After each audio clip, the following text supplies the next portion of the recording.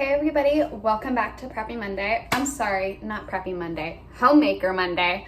As you can tell, it's definitely up a bit later today on Monday, and that's because today what we're going to be doing is I want to show you my go-to bread recipe. Now, I did not come up with this. I will link it down below. I just got it off some blog on Pinterest, so I'll link it. But I love this one because you don't need yeast. It's like baking soda, water, and flour, and that's it.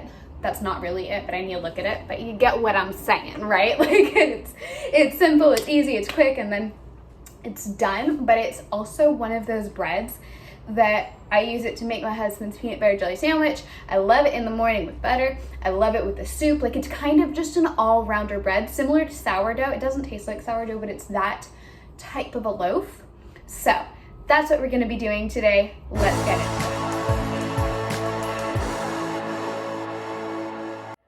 Okay, so I went ahead and I pulled up the recipe on my laptop. I think I'm gonna try and keep you guys here. I might move you around the kitchen a little bit, but the first thing I wanted to show you is that you need to actually have a heavy baking sheet. So I'm gonna grab that. And I just have this Crofton one, and it's not super heavy. Like, I got it at Aldi, I think for about $5. But it has you go ahead and put this in the oven. And I have my rack not on the middle rack, but like just below it. And then you're gonna go ahead and preheat the oven to 375 with the baking rack in there, okay? So now let's go ahead and get our ingredients. I also just really quickly wanted to show you this. I'm so thankful for this setup that I've made. This is my baking bucket that I just keep in my pantry. So please excuse like any clutter you might see, because there is clutter in this section. We live in the most tiny apartment you can imagine. So we kind of have like a tiny house situation going on with stuff under everywhere. But if it works, it works. It's organized. Anyways, this is my baking setup. This has pretty much everything I'm going to need for this recipe, along with my backup flour because this one ran out. So I'll be shifting that over today. Okay, so now I went ahead and I shifted you guys over to here. Here is my mixing bowl. I hope you can't hear the trash guy out there being super loud, but here's my mixing bowl I'm going to be using. I'll get everything ready in here, and then I'll be transferring it onto a cutting board that you'll see for kneading. All right, so first thing we need is 4 cups of flour. I'm going to go ahead and bring these over here. 4 cups of flour. Let me have an eye on my recipe while I do this, or else it's going to go very badly very quickly. So that's what I thought. First thing, mix the dry ingredients, 4 cups of flour. I've done this enough times it should be second nature, but let's be real, it's not yet. Ooh, I'm going to need my apron. I don't always wear my apron, which is why I forgot, but when I'm working with flour, I need to, or else it's a bad situation. I love this apron. I made this apron a few years ago, and I'm so proud of it still because it's one of the first things that I ever sewed by myself. Like, I've always kind of sewn with my mom a little bit, but this was one of the very first things I ever made by myself. It wasn't just like a potato sack dress, because I had been sewing those, but this one I'm pretty proud of. So anyways, let's get our 4 cups of flour. Okay, finish off this bag.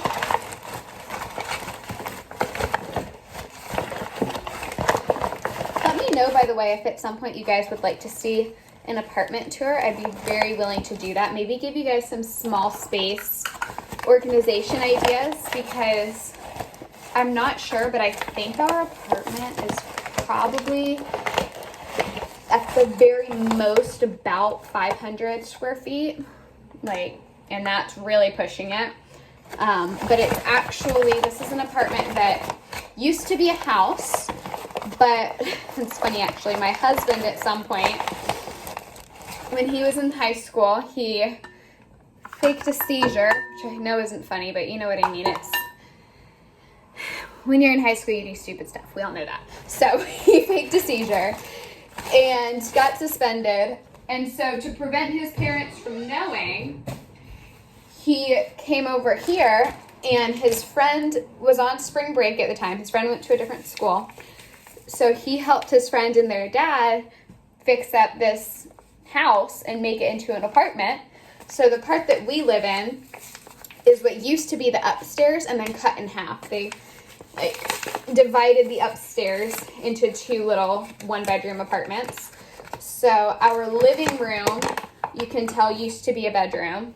Our kitchen, I think this used to be an upstairs laundry room.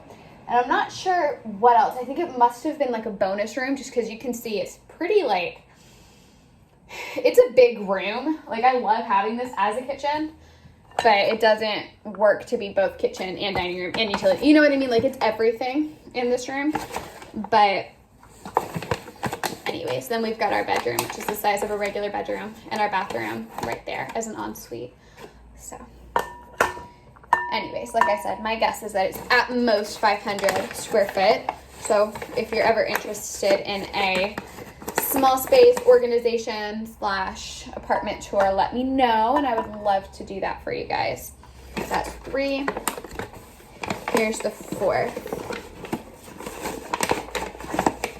The first 2 were half scoops. That's why it looks like I did 5, but this is 4. Okay. 4 scoops of flour done.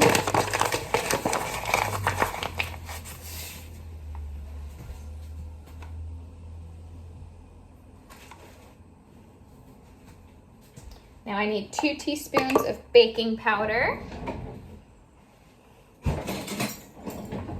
This is random, but I love this. This is a set my grandmother gave me. When she found out I had met the guy who is now my husband, she took me around her house and made me a little hope chest. So these she's had since my father was born. So they're really special to me. But they're missing a few, so for 2 teaspoons, I'll have to do 4 scoops because I only have a half for a teaspoon. So 1, 2, 3, 4. Put those away. Let's see. Okay. It says to do a teaspoon of salt, but I'm just going to sprinkle it in because I don't want to do too much salt. I'd rather just do that. And I'm going to go ahead and mix these up. Let me put these away first.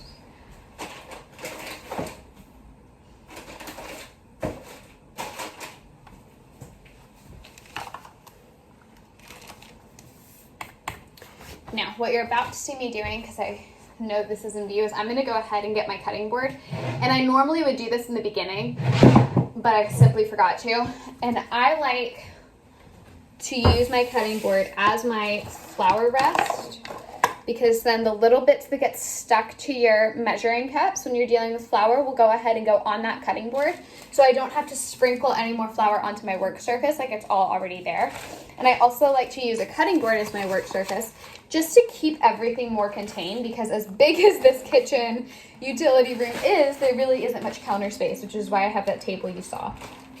So let's put the flour in its new little storage bag, and then we will get to mixing. Okay.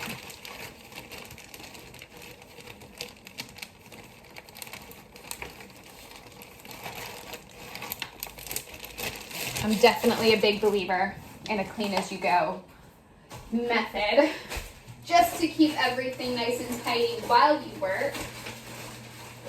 Definitely a necessity when you live in such a small apartment. Now my box can go back in my pantry, and away it goes.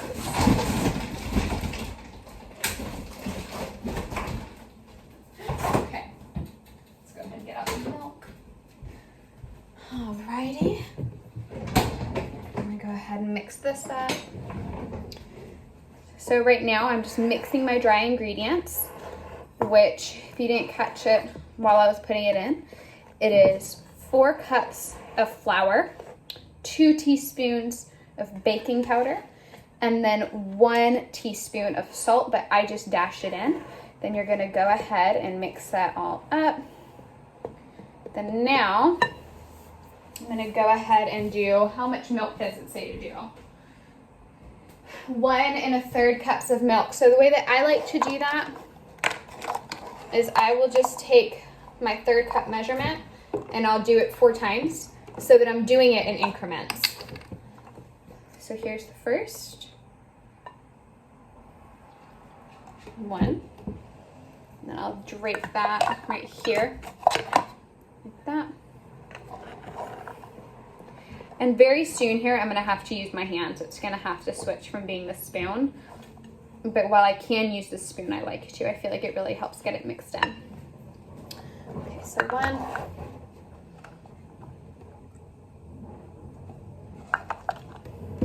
2.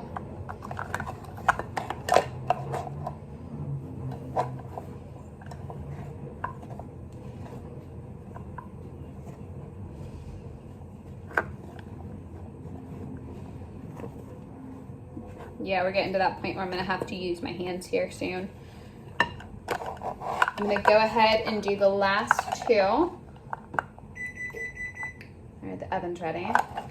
So 3, that's 1 cup. 4, that is 1 1/3 cups. Now I'll go ahead and just dab that off. All right, that can go in there.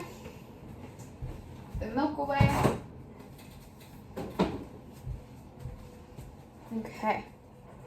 Sorry for this angle, by the way. I'm aware that it must be incredibly just like unflattering, where you can mostly just do like that double chin we all get at this angle. But so be it. It's worth it because now you can see how I do this. So I'm definitely not a professional when it comes to baking. I've only been really baking bread like this since quarantine, but I grew up with my mother baking bread all the time, and it's one of my favorite things is just the flavor of freshly baked bread, homemade bread. There's nothing like it. You really cannot equate it to getting bread from the store to me. And that's why I love this recipe, is because, like I said, you can really use it for pretty much everything. So now it's at that point where I'm going to knead it with my hands.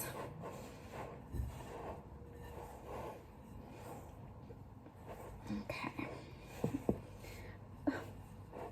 I'm gonna go ahead and put this on my work surface too. There we go. This way, when I get the spillage that I am gonna get, move that over, it'll fall onto my work surface and all will be well. So this also definitely helps preserve my counters. Okay. And from this point where you can see it's kind of, I don't even know how to describe that texture, very doughy. Even though it's not fully mixed yet, I do like to go ahead and dump it out onto the work surface because I find it easier to mix it from here when it's flat. So, oh, and you know what else I forgot? I usually like to put oil on my hands. Oh well, I'll do that here in a second.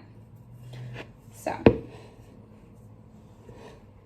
I also like the flavor for the bread when I put a little bit of oil on my hands, a little bit of olive oil. I just feel like it gives a slight added flavor of goodness. I can't really describe what kind of a flavor it gives or, you know, how much I do, but it just adds a little something that I really appreciate.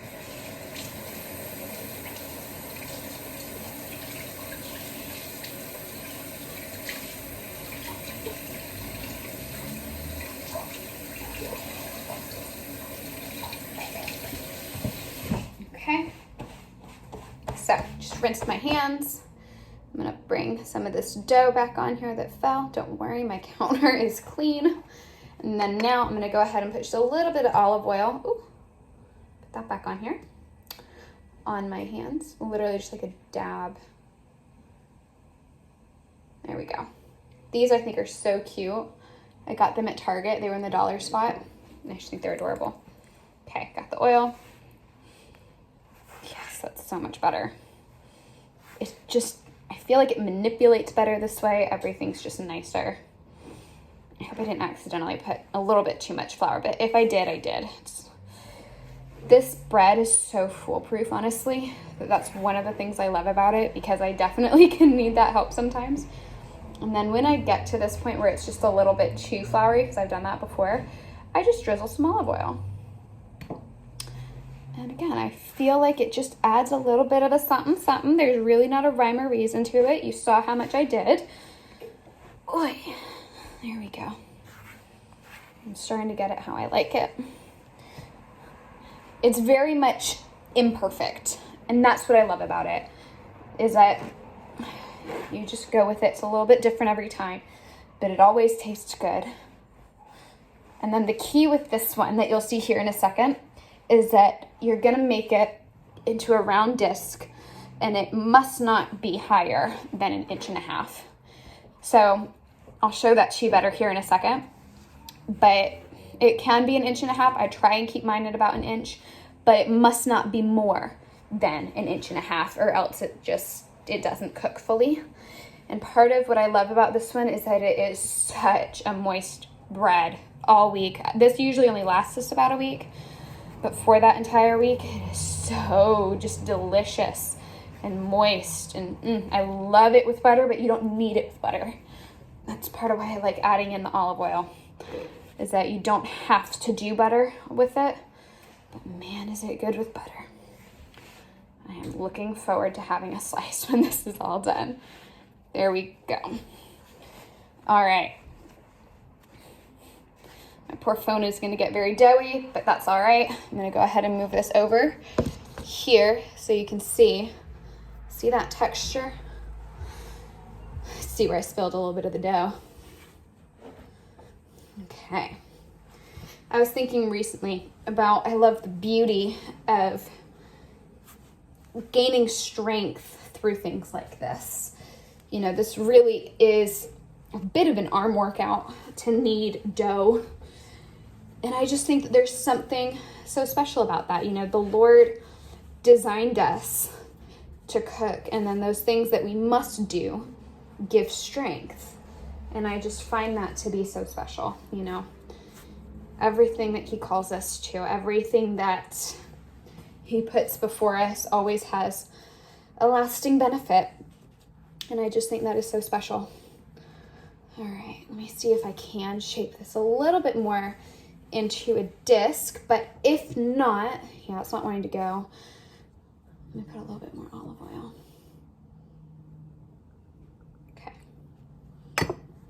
Now the recipe that I'm going to link does not include the olive oil, but I love it. I just really like the flavor.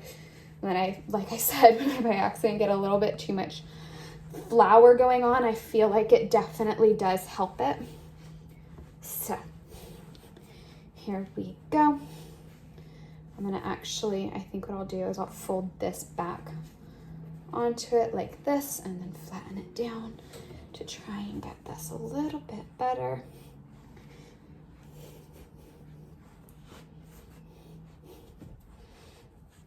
Okay.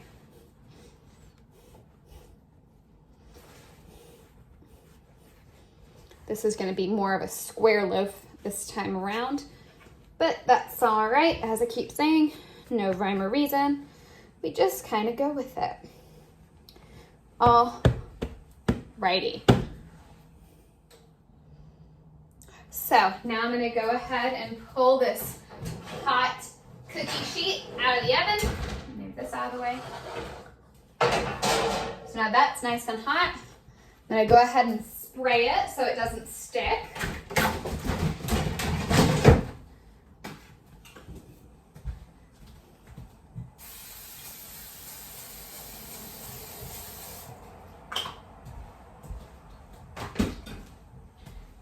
I just use pan cooking spray. And then the last thing that I almost forgot is you're gonna want to take a knife. You can see this is about, 1 inch to 1.5 inches. But now you're gonna want to take a knife and deeply, like I cut till I can feel the cutting board underneath me. Cut a nice X in the middle. And this is so that, let me get all the way. This is so that it cooks fully in the middle. If you don't do the X, and if you do it more than 1 inch to 1.5 inches, it's not gonna it's not gonna cook properly in the middle. So now I'm gonna bring this cutting board over to here. And how can I do this? This is always the hardest part for me, is transferring it onto the cutting board. I always get so nervous.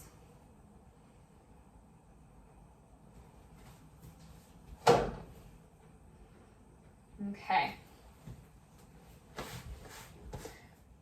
So this is what it looks like right now, just before it goes in. This is so that it cooks in the middle. And as you can see, it's about, you know, no more than 1 inch to 1.5 inches tall.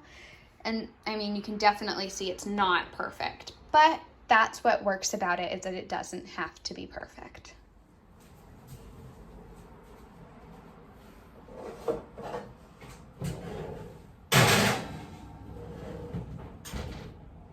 All right, now that is in the oven, ready to go. I turned on my oven light because I like to watch it.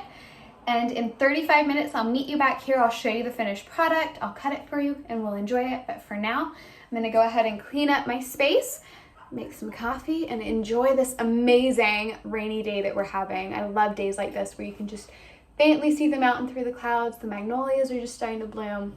It's a beautiful day. So I'll see you back here in a bit.